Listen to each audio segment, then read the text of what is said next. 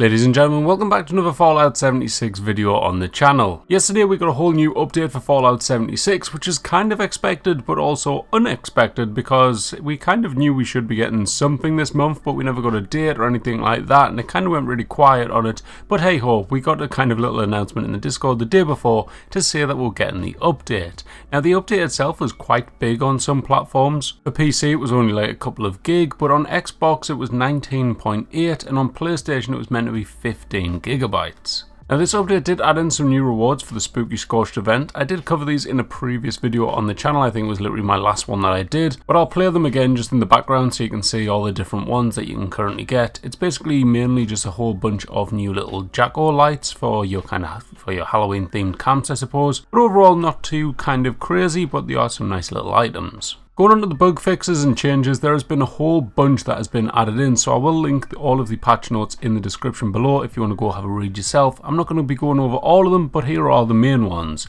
So the power armor hood compass is now actually fixed once again. This has been broken for quite some time now, but it should now be back to normal and you should be able to use it. An interesting change, if you go to scrap your Secret Service armor, you will now get scrap when doing so. This was previously not actually a thing, so it is a kind of new feature and ideally probably should have been there ever since the start, but hey ho, it's there now. For camp items, there has been about 20 different fixes and changes that's come in. Nothing too crazy in there, but there has been some re-additions to stuff which wasn't craftable even though people owned it. One of these was the lovely straw goat, which a lot of people did complain about.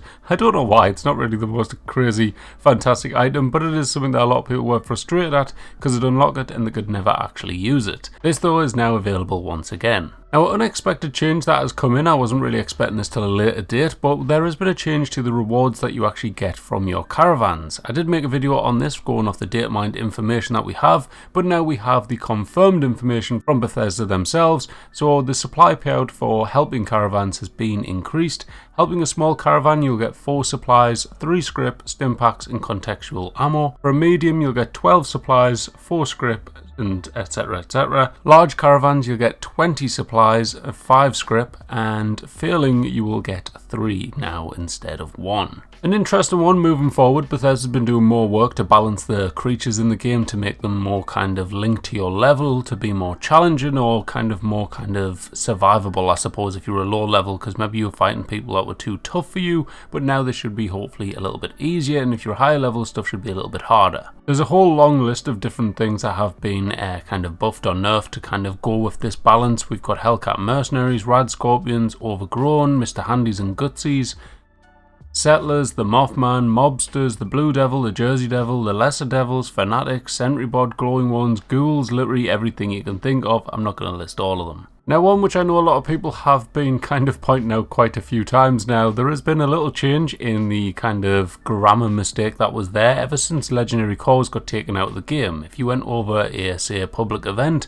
the rewards on there would still say that you got Legendary Cores when you completed them, but now it's been corrected, so it now should say Legendary Modules. Now, another balancing buff, maybe nerf for some, that has came in is the magazine changes that they've now applied to the game. This has affected a long list of different magazines, and a lot of them tend to be buffs. Some of them are just cosmetic looking changes, but then some of them are questionable. If you read through the notes, you'll see a lot of them say, like, for example, the Astounding Awesome Tales 7, you get plus 25 max AP. This was previously plus 5, so clearly a big buff there. But when you get the other ones, which are quite popular ones, like Live and Love number 3, it now says that it now only affects healing from fruits and veggies, rather than all effects from fruits and veggies. This is one of the magazines that was used to buff your XP, and by the sounds of it now, it's no longer going to be doing that. Not ideal if you're one of the XP grinders, but I suppose there is plenty of other XP grinding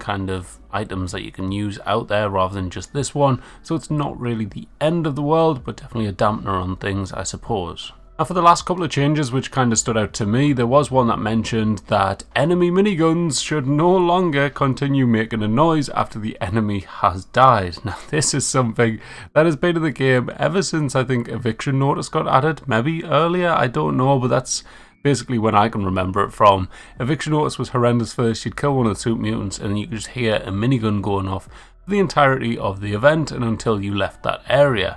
This though has finally been fixed after months of painful kind of noises going through your ears, so hopefully this is going to be no more. Now just to round this off to get 10 changes I suppose, there was one which I was very confused by, which I'm hoping someone watching this video can help me out, because I don't know what this is. So basically there is something right at the very bottom of the patch notes. It's the second last bullet point and it says the shadow person haunting the cliffs near Lake Eloise has been banished.